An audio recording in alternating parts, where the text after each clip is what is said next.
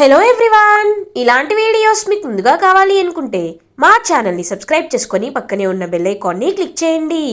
Upcoming రివ్యూలోకి వెళ్ళిపోదాం. Episode start అవ్వగానే దుగ్గిరాల ఇంటికి అపర్ణాదేవి ఆంటీ వాళ్ళ ఫ్రెండ్ శకుంతల ఆంటీ అయితే ఇంటికి వస్తారు. వాళ్ళ కొడుకు పెళ్ళి అని చెప్పి వెడ్డింగ్ ఇన్విటేషన్ ఇవ్వడానికి దుగ్గిరాల ఇంటికి వస్తారు శకుంతల గారు. ఇంకా అందరినీ పలకరిస్తూ ఉండగా రాజ్ బాబుతో కనిపించేసరికి శకుంతల గారు, ఏంటి రాజ్, నీకు బాబు ఎప్పుడు పుట్టాడు? ఏమ్మా కావ్య, నార్మల్ డెలివరీయా సిజేరియనా అని చెప్పి కావ్యకే ఆ బిడ్డ పుట్టాడు అని చెప్పి అనుకుంటారు శకుంతలాదేవి. కరెక్ట్గా అదే టైంకి రుద్రాని ఆ బిడ్డ కావ్య బాబు కాదు అని నిజం చెప్పేయబోతుంది. అదే టైంకి కావ్య కవర్ చేస్తూ, తను ఎప్పుడు అలా జోక్ చేస్తూనే ఉంటారు, ఎంతైనా వారి మేనత్త కదా, నార్మల్ డెలివరీ అయిందండి అని పాపం నిజం బయటికి తెలియకుండా కవర్ చేసేస్తుంది కావ్య. అపర్ణాదేవి ఫ్రెండ్ ఇంటి నుండి వెళ్ళిపోయాక అపర్ణాదేవి రుద్రాణిని నిలదీస్తుంది. రుద్రాణి మాత్రం, ఏంటి వదినా, నేనేం తప్పుగా మాట్లాడానని? రాజుని నువ్వు ఎలాగో అడగలేవు కాబట్టి నేనే అందరికీ చెప్పాలనుకున్నాను అని చెప్పి ఇంకా రుద్రాణి కూడా కావాలనే మాట్లాడుతూ ఉంటుంది. ఇటువైపు ధాన్యలక్ష్మి ఏమో, అయినా నీ కోడలికే లేంది మాకెందుకు అక్క, నీ కోడలు మరి ఎందుకు ఈ ఇంటిని పట్టుకొని వేలాడుతుందో మాకైతే అర్థం కావట్లేదు. ఈ ఐశ్వర్యం కోసమేనేమో. ఒకవేళ ఆ బాబు కన్న తల్లి ఇంటికి వచ్చినా అక్క అని పిలుస్తూ ఇద్దరు ఉంటారేమో కానీ కావ్యకి ఐశ్వర్యం వదిలి వెళ్ళాలనిపించటం లేదు అని సూటిపోటి మాటలు కావ్యని అంటూ ఉంటారు ధాన్యలక్ష్మి, రుద్రాని. కావ్యని అవమానిస్తూ మాట్లాడేసరికి రాజ్, ఆపండి అని గట్టిగా అరుస్తాడు. ఒక్కసారిగా అందరూ షాక్ అయిపోతారు. తప్పు చేసింది నేను, శిక్ష అనుభవించాల్సింది నేను, అలాంటిది మీరు కళావతిని ఎందుకు నిందిస్తున్నారు? కళావతిని ఎందుకు సూటిమోటి పాటలతో వేధిస్తున్నారు అని అడుగుతాడు రాజ్. మీరేమైనా అనాలంటే నన్ననండి, ఇంకొకసారి కళావతిని ఎవరు ఏ మాట అన్నా నేను ఊరుకోను అని చెప్పి బాబుని తీసుకొని అక్కడి నుండి వెళ్ళిపోతాడు రాజ్. ఇంకా అందరూ ఒక్కసారిగా షాక్ అయిపోతారు. పాపం కావ్య మాత్రం ఎటు తేల్చుకోవాలో తెలియక అలా కన్ఫ్యూజింగ్గా ఉండిపోతుంది. ఇది ఇలా ఉండగా కళ్యాణ్ అయితే ఆఫీస్కి వెళ్తాడు. రాహుల్ ఆఫీస్లో వెళ్తూ, మామ్ కూడా చెప్పింది కుదురుగా పని చేసుకోమని, కానీ నాకు ఇలా ఉంటే బోర్ కొడుతుందే, ఏం చేయాలి నేను అని ఆలోచిస్తూ ఉంటాడనమాట రాహుల్. ఈ పనులన్నీ మన వల్ల అయ్యేవి కాదు, హ్యాపీగా ఫోన్ చూసుకుంటాను, లేకపోతే సినిమాకి వెళ్తాను. సినిమాకి వెళ్తే మళ్ళీ ఇక్కడ లేనని కళ్యాణ్ ఏమైనా అన్నా అంటాడు. ఆఖరికి కొత్తిమీర లాంటి ఈ కళ్యాణ్ దగ్గర కూడా భయపడాల్సి వస్తుంది. నేను ఎండి అయితే అప్పుడు ఖచ్చితంగా అందరూ నా మాట వినాల్సి వస్తుంది అని ఆఫీస్లో ఉన్న వర్క్ని వదిలేసి ఫోన్ చూస్తూ స్క్రోల్ చేస్తూ ఉంటాడు రాహుల్. ఇది ఇలా ఉండగా నైట్ అవుతుంది. రుద్రాణి దగ్గరికి రాహుల్ వస్తాడు. మమ్మీ, ఇదిగో ఇవే పేపర్స్, వీటిపై దాని సంతకం పెట్టిస్తే చాలు, ఒక్క సంతకం పెడితే చాలు, మనం బ్యాంకులో తాత దానికి ఇచ్చిన లెటర్స్ అన్నిటినీ ఆస్తి అన్నిటినీ తాకట్టు పెట్టి డబ్బులు మన దగ్గర తీసుకోవచ్చు రా మమ్మీ అని అంటాడు రాహుల్. రేయ్, నువ్వెళ్తే దానికి డౌట్ వస్తుందిరా, అందుకే నేనే వెళ్తాను అని ఆ పేపర్స్ తీసుకొని వెళ్తుందనమాట స్వప్న దగ్గరికి రుద్రాణి. ఇది ఇలా ఉండగా స్వప్న అలా ఇంకా ఖాళీగా ఫోన్ చూస్తూ ఉంటుంది. శ్వేత రుద్రాని స్వప్న దగ్గరికి వెళ్తుంది. ఇంకా స్వప్న, ఏంటి ఇలా వచ్చారు అని అడుగుతుంది. ఏం లేదమ్మా స్వప్న, ఏమీ లేదు, నీ చిన్న సంతకం కావాలి అని అంటుంది రుద్రాని. నా సంతకమా? ఎందుకు అని అడుగుతారు. ఎందుకేంటి, నువ్వు నా ఇంటి కోడలివి, నువ్వు ఎప్పుడు సంతోషంగా ఉండాలనే నేను కోరుకుంటాను, అందుకే నీ పేరుపై ఫిక్స్డ్ డిపాజిట్ తీసుకోవాలి అనుకుంటున్నాను, దానికి నీ సంతకాలు కావాలి కదా అని ఇంకా నాటకం వేస్తూ ఉంటుందన్నమాట రుద్రాని. ఏంటి ఫిక్స్డ్ డిపాజిటా? మీరే రూపాయి లేక అడుక్కు తింటున్నారు, నా పేరు మీద మీరు ఫిక్స్డ్ డిపాజిట్ చేయడం ఏంటి? ఇది వింటుంటే ఆశ్చర్యంగా ఉంది అని అంటుంది స్వప్న. ఆశ్చర్యంగా ఉంటుంది, కానీ నమ్మాలి స్వప్న, నమ్మాలి. ఎందుకంటే నువ్వు ఎంతైనా నా కోడలివి, నువ్వు నీ కడుపులో నా మనవణ్ణి మోస్తున్నావు. వాడు బయటికి వచ్చాక నాన్నమ్మ నా కోసం నువ్వు ఏ ఆస్తి పోగేయలేదా అని అడిగితే ఏం చెప్తాను, నేను ఏం సమాధానం ఇవ్వగలను? కాబట్టి ఒక చిన్న సంతకం అని అంటుంది రుద్రాని. సరే సరే, ఏడవకండి, పెడతాను, ఆయన నాకే కదా మంచి జరిగేది అని సంతకం పెడుతుంది స్వప్న. స్వప్న సైన్ చేసేసరికి దొంగతనంగా చూస్తున్న రాహుల్, ఇటు రుద్రాని, ఇద్దరు చాలా హ్యాపీగా ఫీల్ అవుతారు. కానీ స్వప్న ఆ పేపర్స్పై సైన్ చేసిన వెంటనే ఆ పేపర్స్ని చించేస్తుంది. ఒక్కసారిగా షాక్ అయిపోతారు రుద్రాని. హే, ఏం చేస్తున్నావు అని అడుగుతుంది. అత్త, మీరు ఒక్క ఆకే చదివారు, నేను మీకంటే 10 ఆకులు ఎక్కువ చదివాను. నాకు మీరు ఏ టైంలో ఎలా మొహం పెట్టుకుని ఏమడుగుతారో బాగా తెలుసు. ఏంటి, నా మీద ఫిక్స్డ్ డిపాజిట్ చేస్తారా? నా బిడ్డ కోసం మీరు ఫిక్స్డ్ డిపాజిట్ చేస్తారా? ఏదో కుట్ర చేయడానికే ఇలా చేస్తున్నారని నాకు బాగా తెలుసు. అయినా నా ఆస్తి కాజేయడానికి ఇదంతా చేస్తున్నారు కదా. అయినా మీకు తెలియకుండా నేను ఆ పత్రాలని చాలా జాగ్రత్తగా దాచాను. ఇంకెప్పుడు మీ పప్పులు నా దగ్గర ఉడకవు, పొండే అని అంటుంది స్వప్న. ఇంకా రుద్రాని ప్లాన్ ఫెయిల్ అయినందుకు అక్కడి నుండి వెళ్ళిపోతుంది రుద్రాని అండ్ రాహుల్. ఇది ఇలా ఉండగా రాజ్ కావ్య దగ్గరికి వస్తాడు. కావ్య ఏమో ఏమీ తెలియనట్టు వర్క్ చేసుకుంటూ ఉంటుంది కిచెన్లో. కళావతి అని అంటాడు. ఏంటండి, బాబుకి పాలు కావాలా, లేకపోతే సిర్లాక్ ప్రిపేర్ చేయమంటారా, లేకపోతే డైపర్స్ తీసుకురమ్మంటారా? చెప్పండి, ఏం కావాలి అని అడుగుతుంది కావ్య. ఎందుకంత వెటకారం అని అడుగుతారు. మీకు మమకారం ఎక్కువైంది కదా, అందుకే ఈ వెటకారం. సరే, ఎందుకు నన్ను పిలిచారు అని అడుగుతుంది. ఏం లేదు, రేపు 10th బ్యాచ్ అందరూ రీయూనియన్ అవుతున్నారంట, నన్ను అందరూ రమ్మని రిక్వెస్ట్ చేస్తున్నారు అని అంటాడు రాజ్. ఓ అవునా, ఏముంది, హ్యాపీగా వెళ్ళండి, బిడ్డను కూడా తీసుకొని వెళ్ళండి, నాకేమీ ప్రాబ్లం లేదు అని అంటుంది కావ్య. బాబుని తీసుకువెళ్ళడం కాదు, వాడితో పాటు నువ్వు కూడా రావాలి అని అంటాడు రాజ్. ఏంటి, నేనా అని అంటుంది కావ్య. అర్థం చేసుకో, అందరూ వాళ్ళ వైఫ్తో వస్తున్నారంట, నేను కూడా వెళ్ళాలి అని అంటాడు రాజ్. వైఫా అంటే నేనెందుకు అవుతాను, మీకు నిజమైన వైఫు ఇదిగో ఈ బాబు కన్న తల్లి అని అంటుంది కావ్య. ఆపుతావా అని అంటాడు. ఆపడానికి ఇదేమీ బస్సు కాదు, అయినా నేనే ఎందుకు రావాలి అని అడుగుతుంది. అబ్బా కళావతి, నువ్వు ఖచ్చితంగా రావాల్సిందే అని చెప్పి అక్కడి నుండి వెళ్ళిపోతాడు రాజ్. కావ్య మనసులో వస్తాను, ఎందుకు రాను, ఆ వెన్నెలను చూడాలి కదా, ఖచ్చితంగా వస్తా అని ఇంకా హ్యాపీగా ఫీల్ అవుతుంది కావ్య.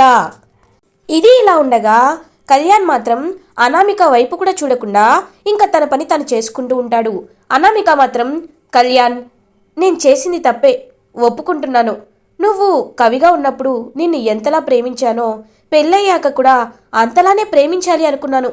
కానీ కొన్ని ఇబ్బందుల వల్ల నలుగురిలో నేను ఎక్కడ అవమానపడతానోనని, ఎక్కడ నన్ను అందరూ చులకనగా చూస్తారని మాత్రమే నేను అలా బిహేవ్ చేశాను కళ్యాణ్.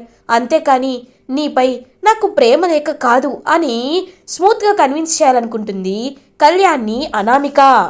కళ్యాణ్ అనామిక వైపు చూస్తూ ఉంటాడు. కళ్యాణ్, ఇప్పటికైనా నన్ను క్షమించు, నీకు కొన్ని వేల సార్లైనా నేను సారీ చెప్తాను. నిన్ను అర్థం చేసుకోకపోవడం నాదే తప్పు కళ్యాణ్. ఎందుకంటే నువ్వు మొదటి నుండి నీలాగే ఉన్నావు. నీకు కవితలంటే ఇష్టం, బిజినెస్ చూసుకోవడం ఇష్టం లేదు. కానీ ఇప్పుడు బావగారు మానేశారు కాబట్టి, బావగారు ఆ పదవి నుండి తప్పుకున్నారు కాబట్టే నువ్వు బిజినెస్ అనేది చూసుకోవడం, స్వరాజ్ గ్రూప్ ఆఫ్ ఇండస్ట్రీస్కి ఎండీగా మారడం జరిగింది.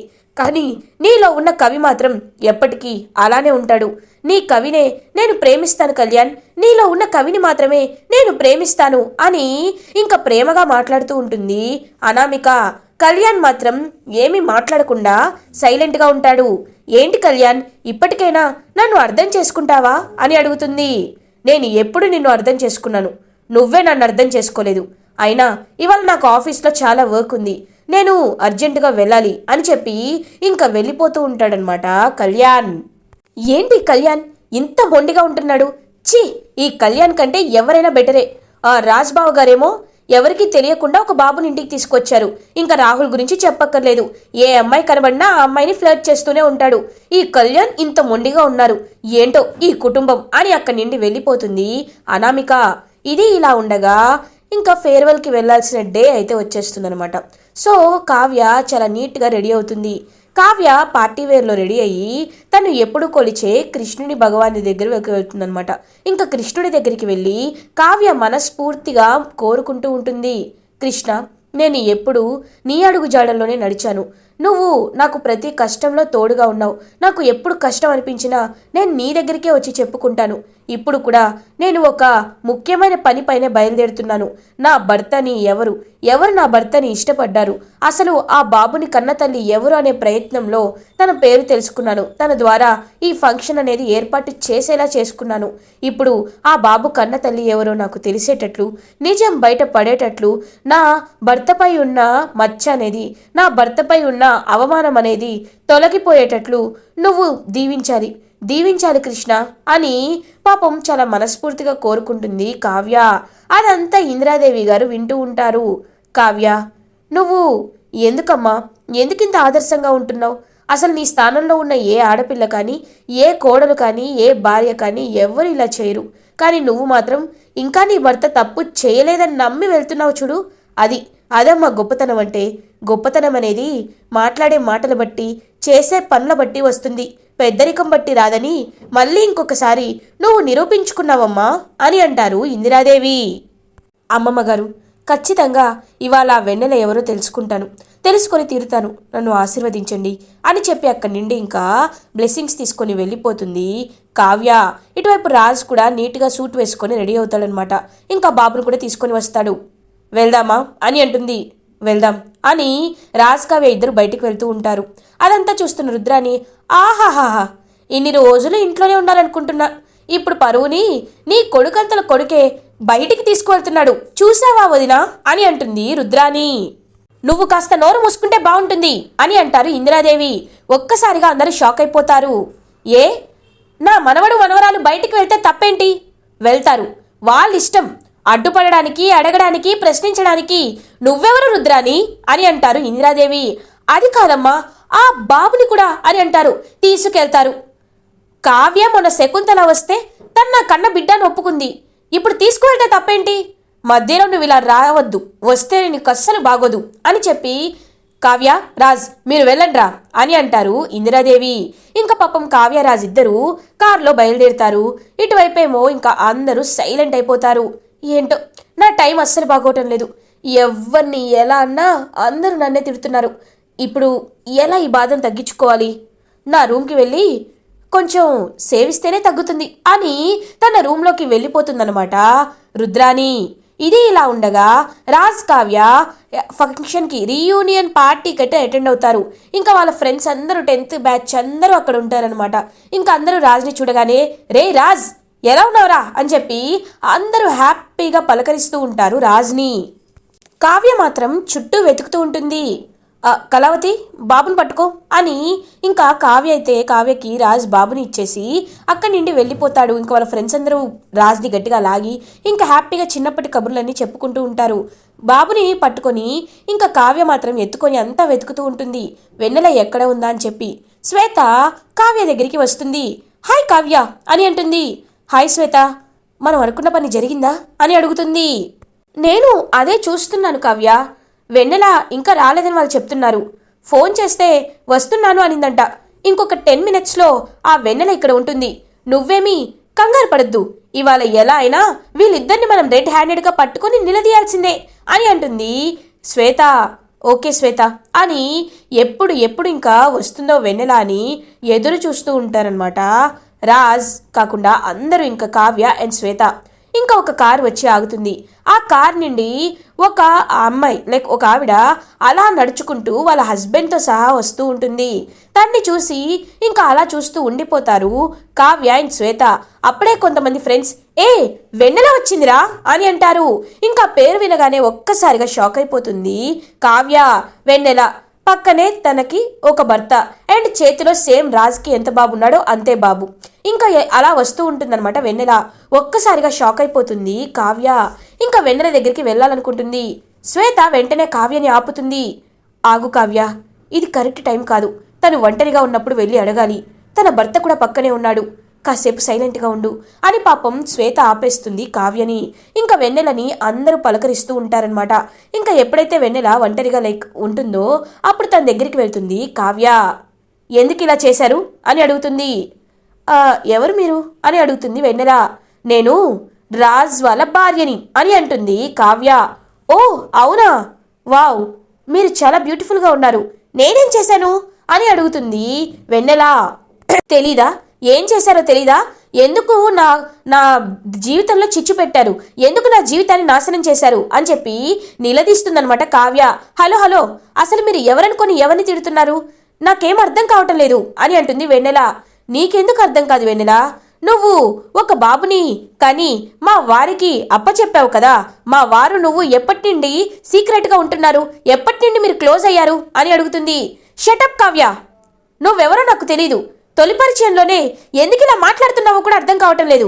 అసలు మేము యుఎస్ వెళ్ళిపోయి 10 years అయింది, వచ్చి 1 month అవుతుంది.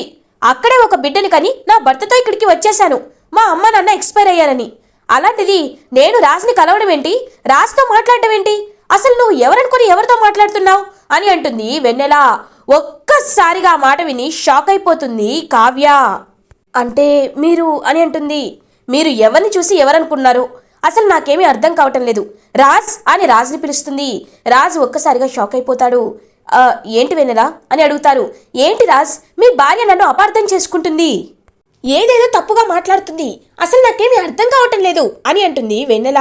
ఒక్కసారిగా ఇంకా రాజ్ అయితే కావ్య వైపు చూస్తూ ఉంటారు. కావ్య రాజ్ని చేయి పట్టుకొని పక్కకు తీసుకువెళ్తుంది.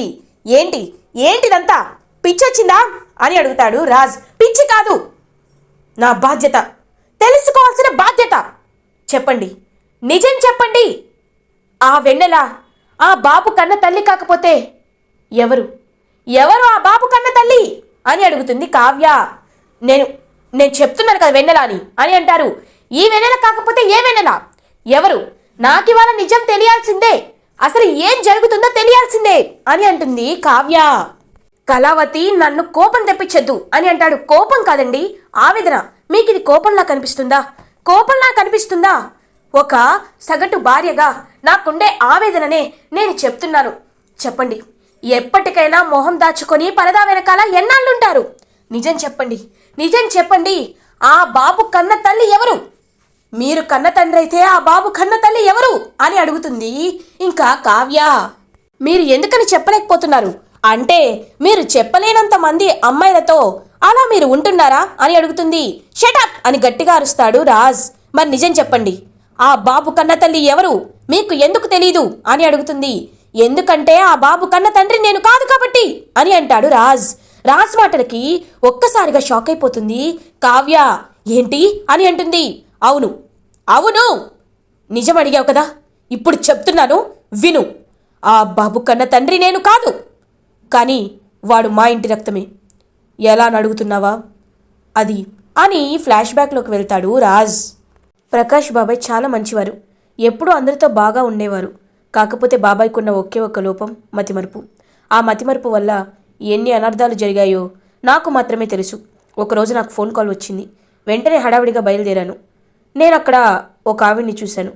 ఆవిడ పేరే వెన్నెల. ఆవిడ మా బాబాయ్ వాళ్ళ క్లాస్మేట్ అంట. ఆవిడ చాలా రోజుల తర్వాత మా బాబాయ్ని కలవడానికి వచ్చారు. ఆ రోజు మా బాబాయ్ ఇంకా చాలా వర్షం పడ్డంతో ఇంటికి వెళ్ళలేక తన ఇంట్లోనే ఉండిపోయారు. కానీ మా బాబాయ్ తెలియక చేసిన తప్పు వల్ల ఆవిడ ప్రెగ్నెంట్ అయింది. మా బాబాయ్కి అది ఎంత చెప్పినా, లేదు నువ్వు కావాలని చెప్తున్నావు, నాకు గుర్తుంటుంది అని చెప్పి మతిమరుపని తప్పించుకున్నాడంట. కానీ నేను ఆవిడ మాటలు నమ్మకుండా DNA టెస్ట్ చేయించాను. DNAలో మా బాబాయ్ది ఆ బాబుది DNA మ్యాచ్ అయింది. కాబట్టి నేను ఇంకా చేసేదేమీ లేక మా బాబాయ్ బాధ్యతను నేను తీసుకున్నాను. ఎంతైనా వాడు దుగ్గిరాల ఇంటి వారసుడు కాబట్టి వాడిని నా బిడ్డగా పరిచయం చేశాను. ఆవిడికి నేను మాటిచ్చాను, ఒక తండ్రి పొజిషన్లో మా బాబాయ్ ఉండకపోవచ్చు, కానీ నేను ఒక తండ్రిగా వీడిని బాగా చూసుకుంటాను, ఖచ్చితంగా చూసుకుంటానని ఆవిడ చనిపోతూ ఉంటే ఆవిడికి మాటిచ్చాను. ఆవిడ చనిపోయారు. తర్వాత ఈ బాబుని నేను ఇంటికి తీసుకువచ్చాను అని నిజాన్ని చెప్తాడు రాజ్. రాజ్ చెప్పిన నిజం విని ఒక్కసారిగా షాక్ అయిపోతుంది కావ్య. ఇలా ఎపిసోడ్ ఎండ్ అవుతుంది. ఫర్దర్ ఎపిసోడ్ రివ్యూస్ ముందుగా మీకు కావాలి అనుకుంటే మా ఛానల్ని సబ్స్క్రైబ్ చేసుకోండి. Thanks for watching.